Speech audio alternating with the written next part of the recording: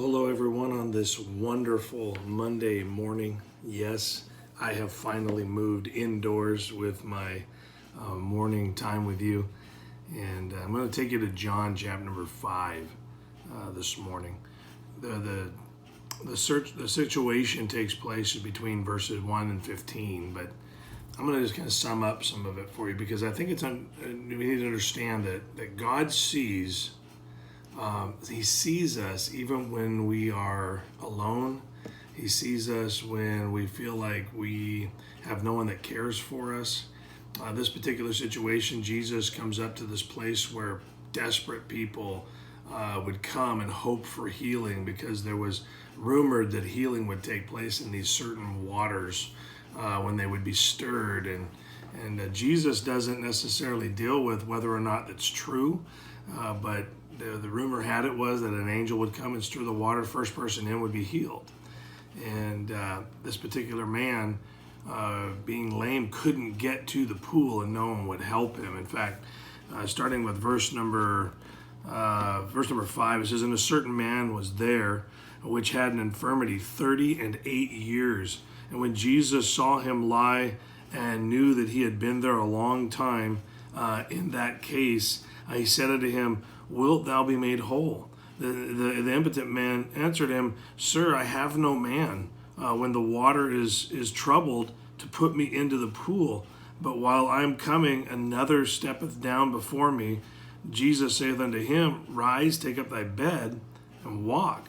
And immediately the man was made whole, and took up his bed, and walked. And on the same day was the Sabbath." And you know what will happen next, because Jesus did this kind thing on the Sabbath. Those that were looking for something to criticize would always criticize Jesus for helping people on the Sabbath, even though the Bible specifically says there won't be any serving work being done.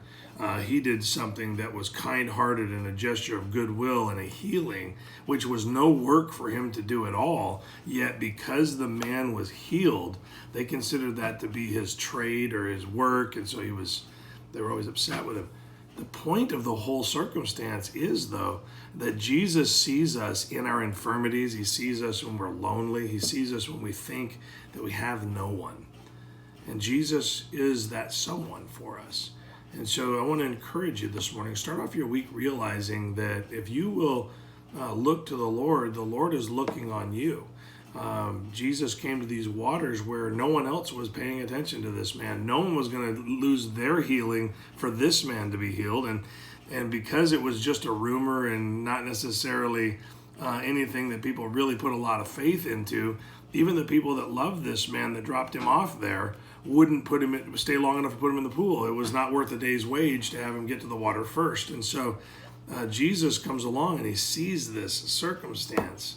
And he says, you know what? I'm going to take care of your circumstance for you. Go ahead and get up and go home. It's time for this to be over with. And I want you to know that God looks down on us with the same kind of love and concern. And inside of us, God would want to put that inner peace and that understanding of our circumstances. And so right now, I want to encourage you, call out to the Lord and ask him to help you through the day, whether you feel like you have anybody else or not. If you have the Lord, you have something way more valuable than hundreds of people that say they're going to be there, but really can't do anything to help. God can always help.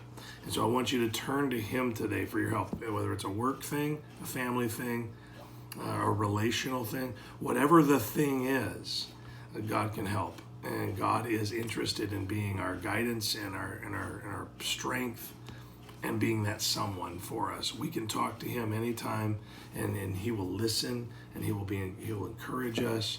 His spirit is in us, and so he has that direct pipeline. Take advantage of that today. God is your someone. God really cares for you no matter what you're going through.